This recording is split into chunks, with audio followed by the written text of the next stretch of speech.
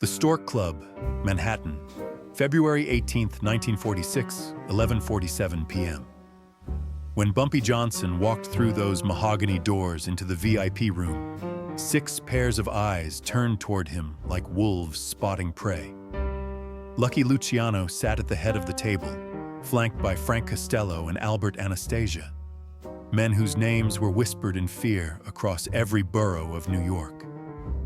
Behind them, 3 bodyguards stood with hands resting on concealed weapons, fingers already curled around cold steel. Bumpy was alone. No muscle, no backup, no insurance policy except his mind and a leather briefcase that seemed almost comically inadequate for what was about to unfold. The bodyguards moved toward him, their intentions clear, but Luciano raised one finger and the room froze. Bumpy walked past them without breaking stride, pulled out the chair at the opposite end of the table, the seat reserved for equals, and sat down. He placed his briefcase on the polished wood, extracted a cigar, and lit it with the kind of deliberate calm that only comes from a man who's already calculated every possible outcome. Nobody spoke. The smoke curled upward in the amber light, and for 60 seconds that felt like 60 minutes. The fate of Harlem's underworld hung in the balance.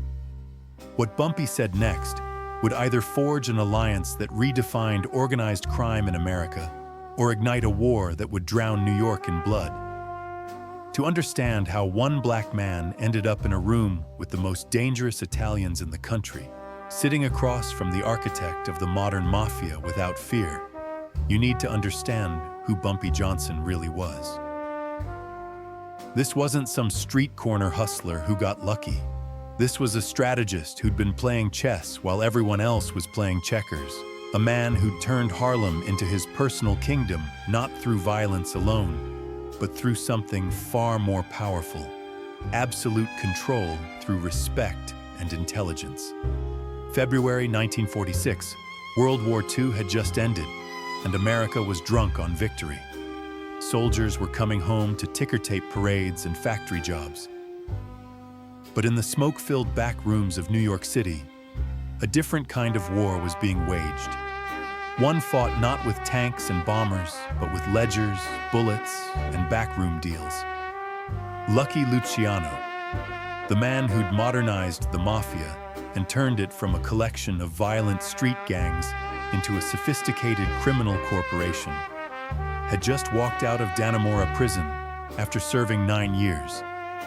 The government had cut him a deal that reeked of desperation and pragmatism. Use your connections on the Italian docks to help us win the war, and we'll commute your sentence. Luciano had delivered intelligence that helped Allied forces invade Sicily, had ensured dock strikes didn't cripple the war effort, had proven that even from behind bars, he was more valuable as an ally than an enemy. But there was a catch, and it was brutal: deportation. In less than 3 weeks, the federal government was shipping Lucky Luciano back to Italy permanently, and they made it clear he would never set foot on American soil again. Luciano wasn't the type to leave loose ends.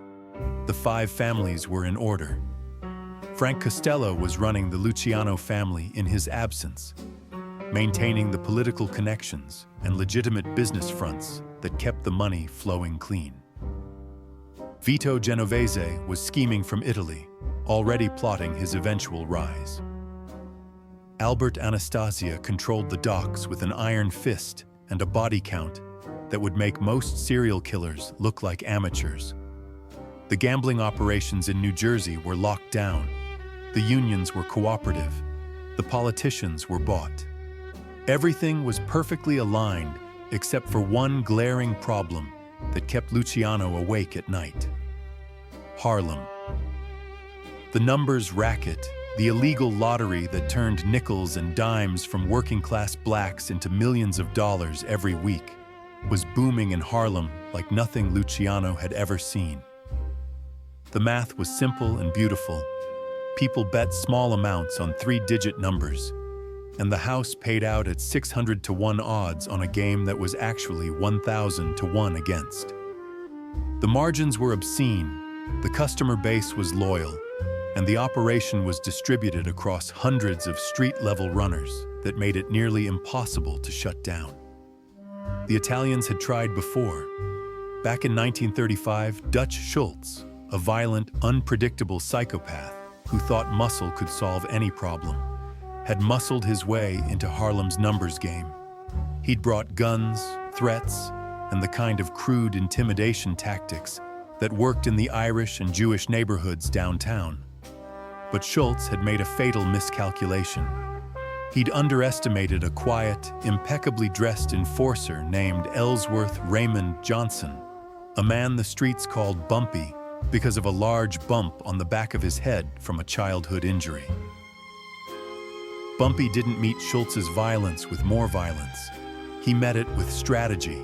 He turned Schultz's own greed against him, made him paranoid, isolated him from his allies, and then sat back while Dutch Schultz ended up face down in a pool of his own blood in a New Jersey tavern, shot to pieces by assassins who were never caught. The message was clear to anyone paying attention. Harlem wasn't for sale, and the man protecting it wasn't playing by the same rules as everyone else. Now, 11 years later, Luciano wanted what Schultz couldn't take. But Luciano was smarter than Schultz, more sophisticated, more patient. He understood that you couldn't just roll into Harlem with Thompson submachine guns and expect compliance. You had to negotiate. You had to show respect, at least on the surface. You had to make it look like an opportunity rather than a threat. So Luciano sent word through intermediaries to Bumpy Johnson. Let's meet. Let's talk business like civilized men. Bumpy didn't respond for a week. That silence alone told Luciano everything he needed to know. This negotiation was going to be complicated, delicate, and potentially deadly. The Stork Club on East 53rd Street was the most exclusive nightclub in Manhattan. The kind of place where Frank Sinatra crooned for celebrities and J. Edgar Hoover drank martinis while pretending not to notice the mobsters at the next table. Sherman Billingsley, the owner, knew exactly who paid his bills, and when Lucky Luciano reserved the entire VIP room for a private meeting, no questions were asked. Luciano brought 6 men with him. Frank Costello, his acting boss, the political fixer who could get a judge on the phone faster than most people could call a cab. Albert Anastasia, the Lord High Executioner, a man who'd personally murdered dozens and ordered the deaths of hundreds more. Meyer Lansky, the accountant, the mathematical genius who'd figured out how to launder money through legitimate businesses before anyone else even understood what money laundering was. And 3 bodyguards whose combined body count was somewhere in the triple digits, men who'd killed for less than a perceived insult. Bumpy Johnson walked in alone at 11:47 p.m. He was 40 years old, dressed in a tailored 3-piece suit, navy blue with a crisp white shirt. No tie. He never wore ties, considered them a noose waiting to be pulled. A gold watch chain hung from his vest pocket, catching the light with every step.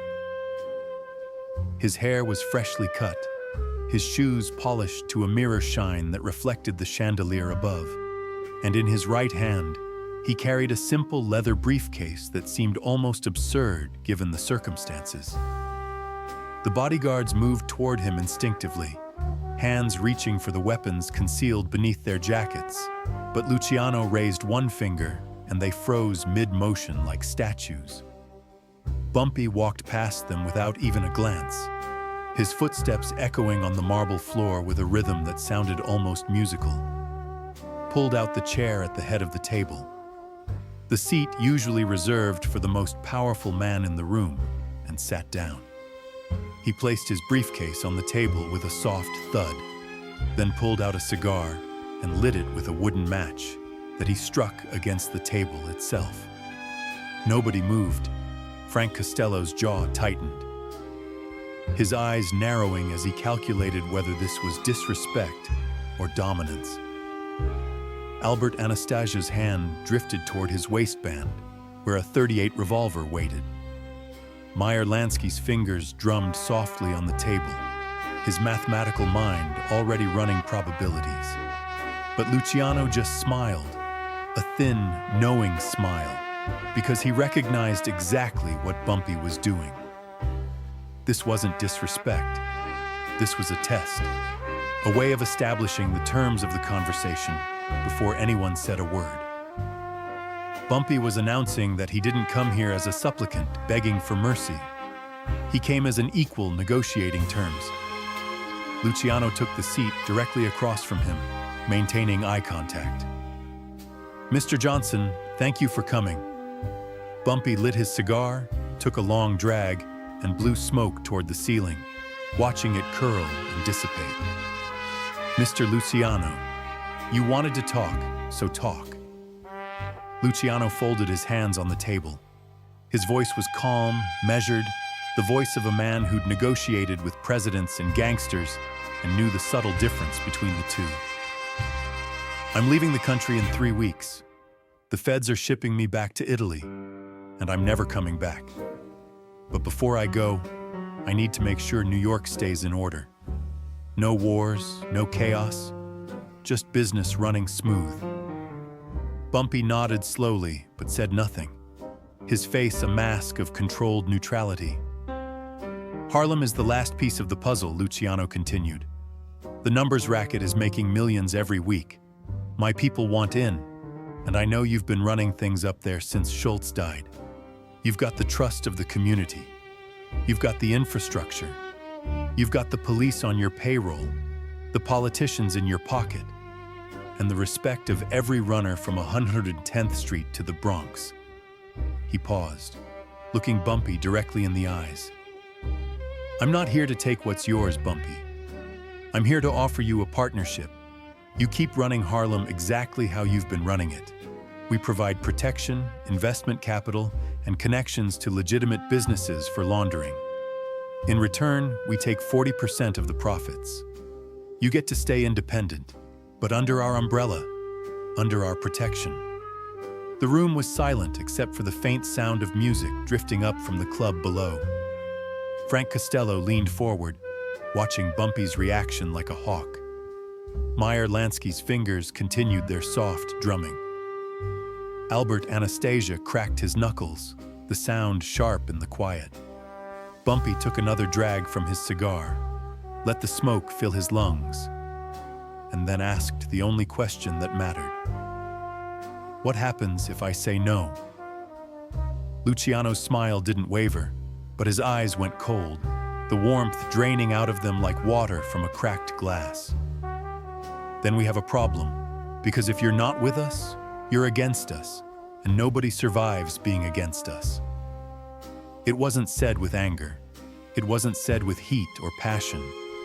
It was said with the absolute certainty of a man who'd built an empire on that exact principle, who'd seen dozens of men make the mistake of opposing him and watched every single one of them end up in unmarked graves or the bottom of the East River. Bumpy set his cigar down in the crystal ashtray, the ember glowing red against the cut glass. He opened his briefcase with a soft click that sounded like a gunshot in the tense silence and pulled out a single photograph. He slid it across the table with 2 fingers. Luciano picked it up, his face remaining perfectly neutral, but his fingers tightened around the edges ever so slightly. The photograph showed a warehouse in Red Hook, Brooklyn, one of Albert Anastasia's primary gambling operations.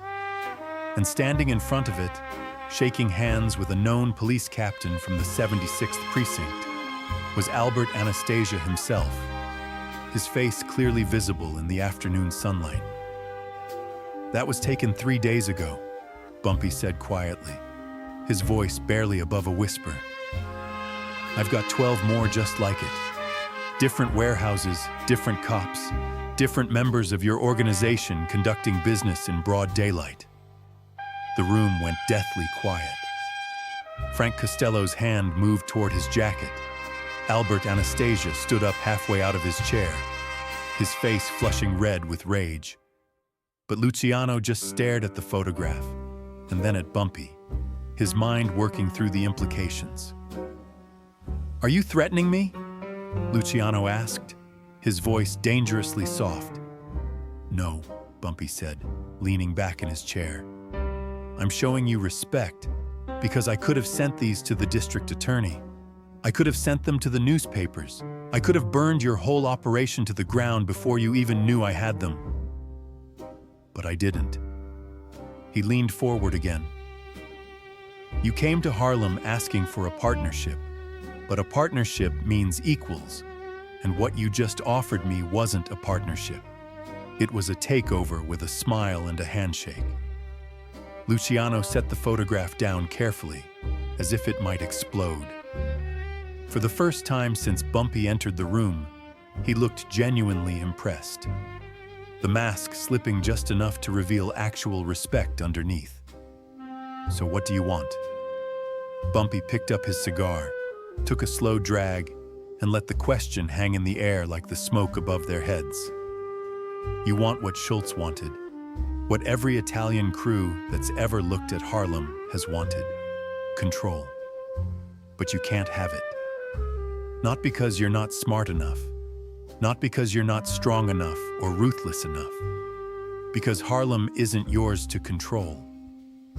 He pointed toward the window, toward the lights of Uptown glowing in the distance. "You know why Schultz failed? Because he thought black people were stupid. He thought we'd just hand over our money and say, 'Thank you, sir.' He thought muscle was enough, that fear could replace trust. But Harlem doesn't work that way. You need trust. You need respect that goes deeper than fear. You need to be one of us, and you'll never be one of us." Frank Costello started to speak, his face red, but Luciano silenced him with a single look. Bumpy continued, his voice dropping to a conversational tone that somehow made every word hit harder. "But here's what I will do. You asked for 40%. You can have 10. 10% of the profits, not as protection money, not as tribute, but as a service fee. You provide banking support because we need clean money to pay winners when the heavy numbers hit and someone wins big. You provide legal help when our runners get arrested, which happens every week. You keep the other families from trying what you're trying. In return, you get 10% of the net profits, counted and delivered." He leaned back, his voice dropping an octave. "And one more thing. You never, and I mean never, send your people into Harlem to collect. You want your money, you send a courier to my office on 136th Street. I'll have it counted, wrapped, and ready. But your soldiers don't patrol my streets. Your guns don't show up in my neighborhood. Harlem stays black. Harlem stays mine. That's the deal." The silence that followed was absolute, heavy enough to feel like a physical presence in the room. Meyer Lansky broke it first, turning to Luciano with the analytical expression of a man doing complex math in his head. "Charlie, that's actually a smart play. 10% for essentially no risk, no overhead, and no exposure. It's clean money that can't be traced back to us. We provide services we already provide to other operations, and we get paid for it without the headache of management." Albert Anastasia wasn't convinced, his pride still wounded. "And what's to stop him from cutting us out once we set up the banking? What's to stop him from just taking our infrastructure and telling us to go to hell?" Bumpy answered before Luciano could, his eyes locking onto Anastasia's. "The same thing that stops you from trying to take Harlem by force. Mutually assured destruction. You try to cheat me, those photographs go public and your political protection evaporates overnight. Every cop you own gets investigated. Every judge you bought gets exposed, and the reformers come down on you like the wrath of God. I try to cheat you. You come after me with everything you've got. and we both know how that ends. We both lose, or we both get rich. Your choice. Lucky Luciano stared at Bumpy Johnson for what felt like an eternity, his dark eyes searching for weakness, for deception, for anything that would give him leverage. Then, slowly, he started to laugh. Not a mocking laugh, not the cruel laughter of a man who'd won. A genuine laugh of appreciation, the kind of sound a chess master makes when an opponent executes a brilliant move. You know what, Bumpy? Schultz was an idiot. He should have sat down and talked to you first instead of coming in with guns blazing like some cowboy. He stood up and extended his hand across the table. 10%, banking and legal support, no soldiers in Harlem, and you deliver the money monthly on the 1st of each month. Bumpy stood, took Luciano's hand in one firm grip that lasted exactly 3 seconds. We have a deal. Frank Costello exhaled audibly, the tension bleeding out of his shoulders. Meyer Lansky smiled and nodded, already calculating the profit margins in his head. Even Albert Anastasia sat back down, his hand moving away from his weapon. Luciano held onto Bumpy's hand for an extra second, his grip tightening. Let me tell you something, Bumpy. I've done business with presidents, cops, union bosses, and killers. I've sat across from men who controlled entire cities and men who'd kill their own mothers for a profit. But you're the first man who came to my table and told me no without pulling a gun. That takes either guts or stupidity, and I haven't decided which yet. Bumpy smiled, a rare, genuine smile that transformed his face. When you figure it out, let me know.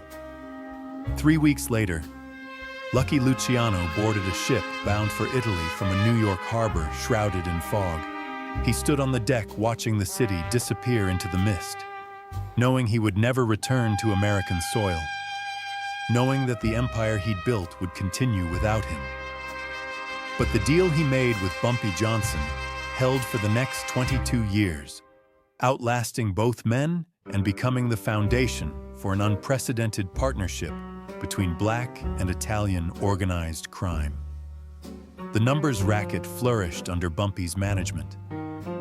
Every month on the 1st, a courier arrived at the offices of a legitimate accounting firm in Midtown with an envelope containing exactly 10% of the previous month's profits, counted to the penny. The Italians provided banking through legitimate business fronts, real estate companies, and construction firms that could absorb large cash deposits without raising suspicion. When Bumpy got arrested in 1951 for conspiracy and sent to Alcatraz, Frank Costello personally made sure his family was taken care of, that his wife had money for rent and food, that his operation continued running smoothly until he returned.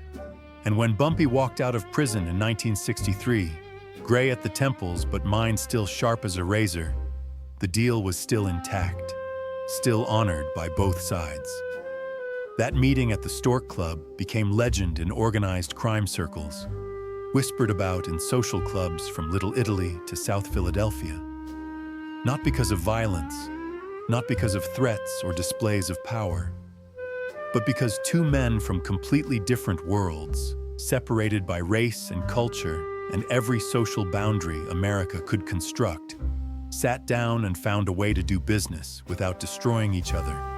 Luciano would later tell associates in Sicily, while sitting in expensive Italian cafes watching the Mediterranean sunset, that Bumpy Johnson was the smartest gangster he ever met and the most dangerous. Not because he was willing to kill, but because he didn't need others to respect him. He demanded it through intelligence, through strategy, through making himself indispensable. Bumpy never talked publicly about the meeting. The few journalists who tried to ask him about it received nothing but silence or misdirection.